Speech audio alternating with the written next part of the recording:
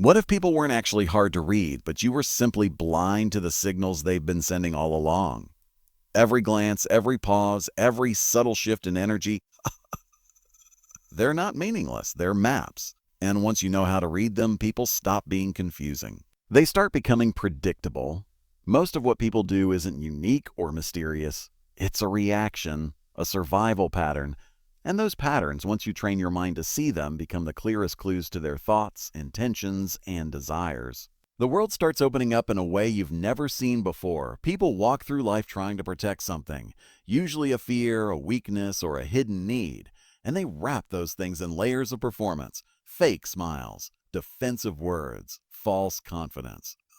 But none of it holds up when you stop listening to what they say and start paying attention to what they show. Most people are transparent. They just don't realize it. They've been conditioned to think they're hiding their insecurities, but insecurity has a scent, a rhythm, a structure.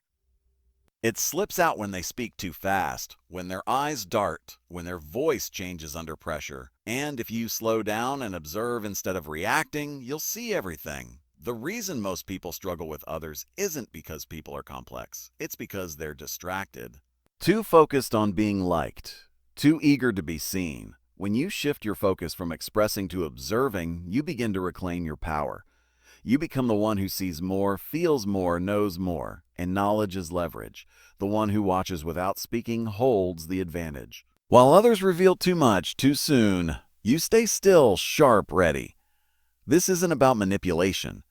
It's about clarity, emotional clarity, strategic clarity. The kind that allows you to walk in any room and understand the hidden dynamics before a single word is spoken. You stop being surprised by betrayal. You stop being controlled by charm. You stop falling for masks because now you see the mechanics behind them. And once you see how people work, you become unshakable. That's the reward. That's the transformation. You don't need special gifts to read minds. You need discipline. You need calm. And you need to break the habit of making things about you. The moment you shift into detached observation, the world opens. People expose themselves, not because they want as they want to, but because they can't help it. The truth always leaks through behavior. Always. Machiavelli didn't win by guessing. He won by seeing. He saw deeper than others. While everyone else played the surface game, he studied the currents underneath. That's where real power lives, and that power is now yours to claim. If you've ever felt powerless, misunderstood, or one step behind, this is your turning point. Keep watching, because what you're about to learn isn't just a process, it's a weapon. A way to read people so precisely they won't even realize you're doing it. And once you hold that power, no one can hide from you again. Every person you meet is wearing a mask. Not one made of plastic or disguise, but a mask built from fear, pain, insecurity, and pride. It's the version of themselves they want the world to believe. The version that hides their shame, protects their ego, and keeps their weaknesses invisible. But no matter how perfect that mask appears, it always cracks under pressure. That's where you look. That's where the truth leaks out. If you want to read someone's mind, you can't be hypnotized by their surface. You have to look beneath it. That's where the real person lives. You do this by studying the small betrayals, the little moments when their behavior doesn't match their words, when they say they're confident but fidget with their hands, when they claim they're over someone, but their voice tightens when the name comes up, when they swear they're not angry, but their tone cuts sharp. These contradictions are not mistakes. They are confessions. People don't expose themselves with what they say. They expose themselves with what they can't hide. And once you learn to see those gaps, the mask becomes clear. And so does the mind behind it. Most people never pay attention. They're too busy listening to respond. Too busy trying to be interesting. Too busy trying to be liked. But power doesn't come from speaking. It comes from seeing. The person who sees truth without bias holds the real leverage. And the only way to do that is to observe behavior without emotion. You can't take things personally. You can't react. You must become neutral, detached, still. That's how you see clearly. That's how you expose the cracks in their mask without ever lifting a finger. Once you learn to identify the mask, you can trace it back to what it's protecting. A loud person usually fears insignificance. A perfectionist often fears failure. A people pleaser fears rejection. Every mask hides a core wound. And when you understand what that wound is, you understand the person completely. Their desires, their fears, their moves, it all becomes transparent. They become readable, predictable, controllable, not because you force them to reveal themselves, but because they already have. You just paid attention. This is the foundation of mind reading. Don't trust the image. Study the inconsistencies. Trust the patterns. Trust the energy. Trust the reaction when no one's watching. The mask is the first layer. The truth is behind it. And when you learn to pull that mask apart silently, strategically, without ever saying a word, you begin to see people as they really are, not who they pretend to be, not who they wish they were, but who they are underneath it all. You're not becoming manipulative. You're becoming aware, and awareness is power. Not loud power, quiet power.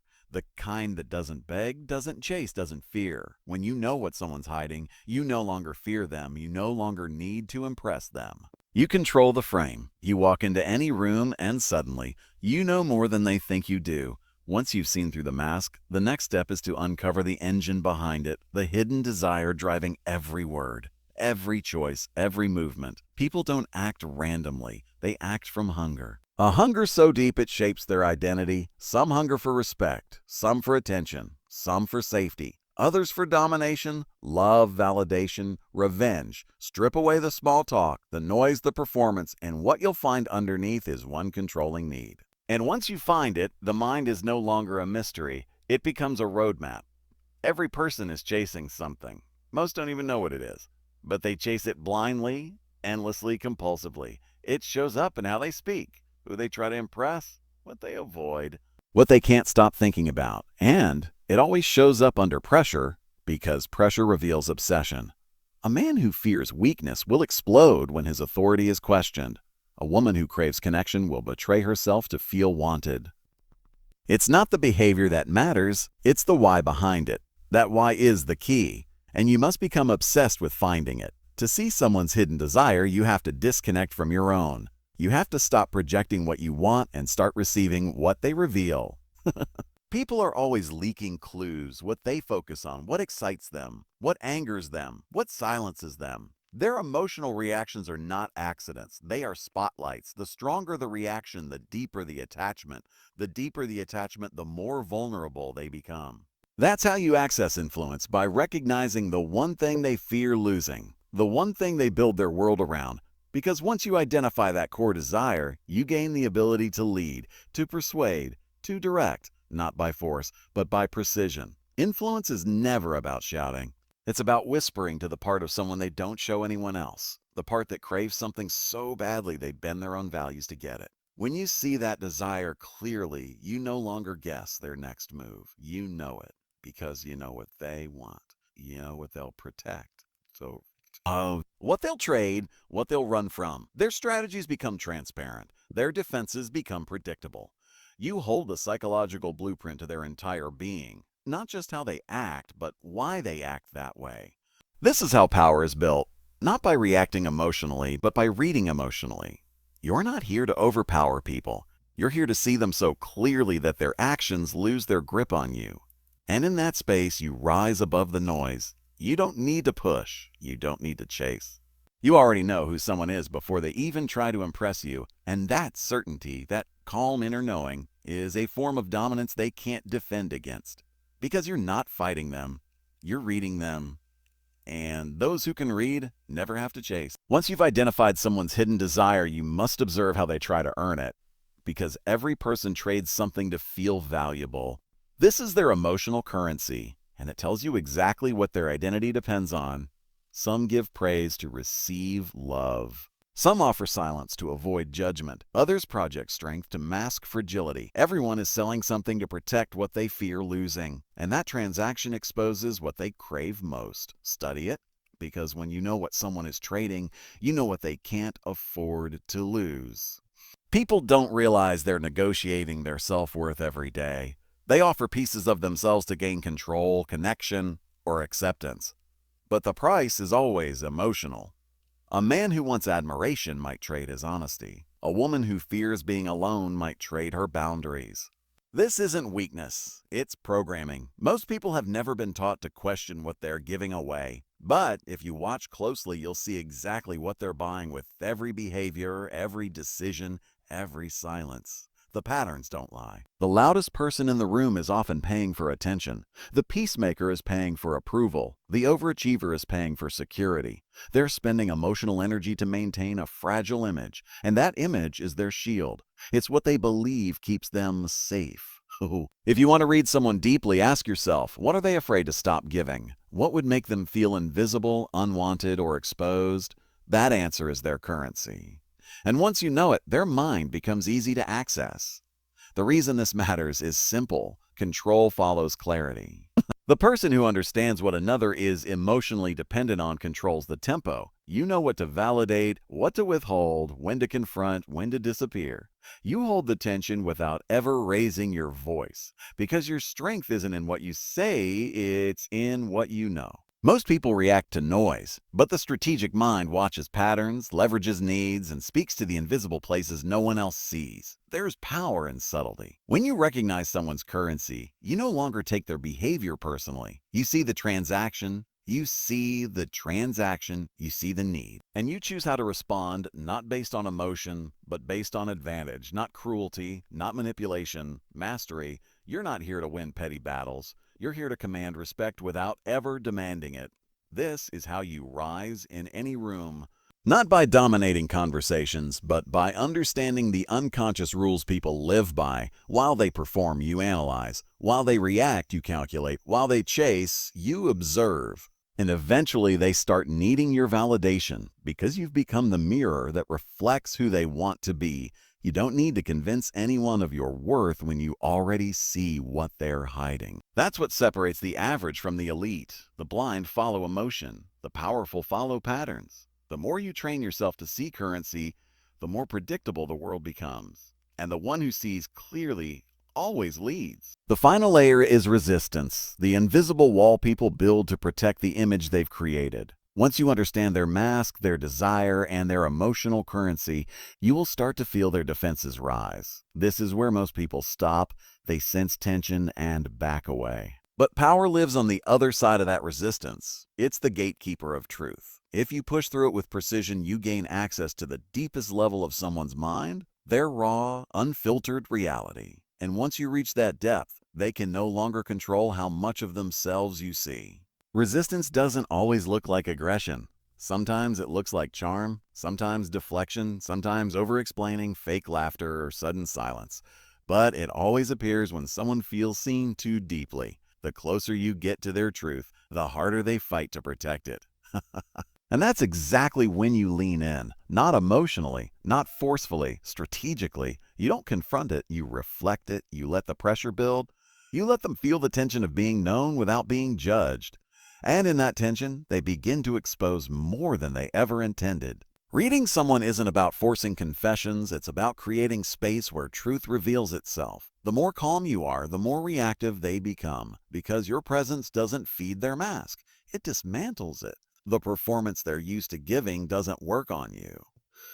And that quiet disarmament makes them reveal what they're desperate to hide. This is the moment where the mask slips completely, not because you tore it off, but because they no longer feel in control of the performance. You've taken control of the frame. The frame is everything. If they control it, you chase them. If you control it, they chase your approval. The person who sets the frame defines the rules of the interaction. And the moment you become emotionally unmoved, psychologically alert, and deeply present, they begin playing your game. Not out of weakness, but because clarity is magnetic. People are drawn to those who don't need them because that detachment feels like authority, it feels like power, it feels like safety and danger at the same time. This is the art of silent influence. You don't need loud moves to break down walls. Beginessa. You just need to remain grounded when they get emotional, still when they get defensive, focused when they try to distract you. And the longer you hold that state, the more their resistance breaks down. Not through conflict, but through exposure. You didn't force them to open.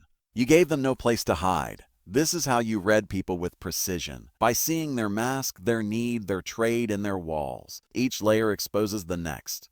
And when you reach the core, there is no confusion left. You don't wonder what they're thinking. You already know. You already know. Because their behavior is no longer a mystery. It's a message, and you've trained yourself to hear what most people never will. Once the resistance fades, what remains is raw vulnerability, the truth behind every mask, every defense, every illusion. And now you face the final step, control through silence. Not dominance, not manipulation, control through understanding. You've seen everything. You've read their signals, mapped their desires, studied their emotional currency, and disarmed their resistance.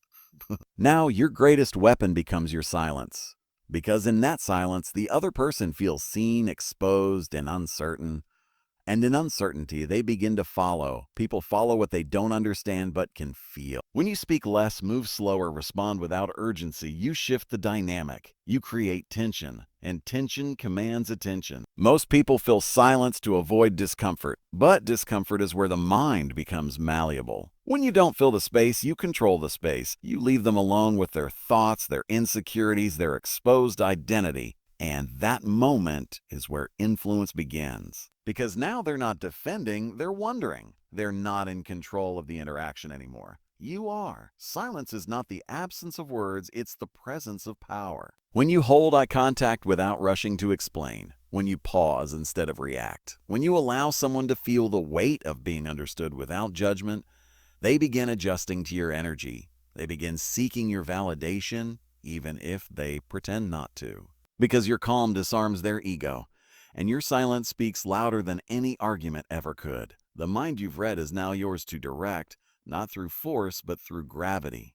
When someone feels emotionally seen and psychologically outmatched, they begin recalibrating their behavior to earn back balance. They listen more, they reveal more, they trust more, not because you asked for it, but because you earned it by understanding what no one else saw. In that moment, they no longer see you as equal. They see you as above. That shift is the essence of psychological dominance. Quiet, subtle, irresistible. But this isn't about control for its own sake. It's about freedom. Because once you can read others, you are no longer confused by them, no longer manipulated by charm, no longer tricked by emotion. You move through life with clarity. You see motives before they're spoken. You feel intentions behind words.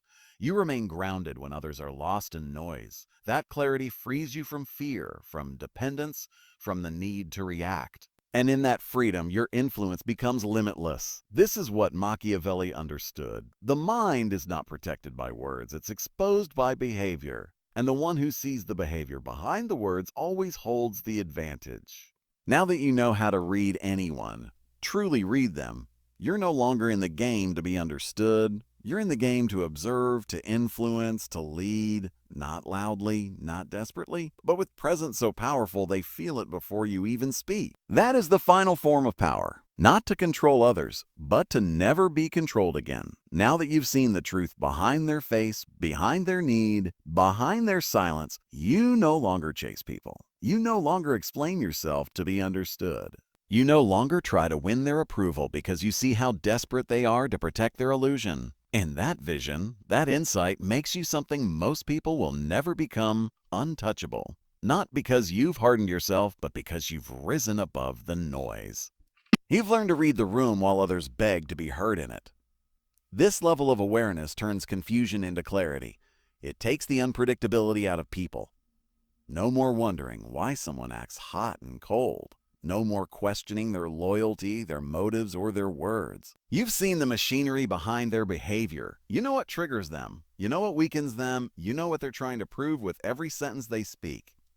And now you respond from strength, not insecurity. You're not reactive. You're strategic. You observe, you decode, you respond with precision. And in that calm control, you begin to shape the world around you without force, without fear. You become the one who listens longer, the one who sees deeper, the one who waits while others rush. And that energy shifts the entire dynamic. People start explaining themselves more to you. They start watching their words around you. They start needing your validation because your presence feels like judgment. Not cruel, not loud, but sharp. Honest, real, the kind of energy that reveals weakness in others without saying a word. This is the edge that turns observers into leaders.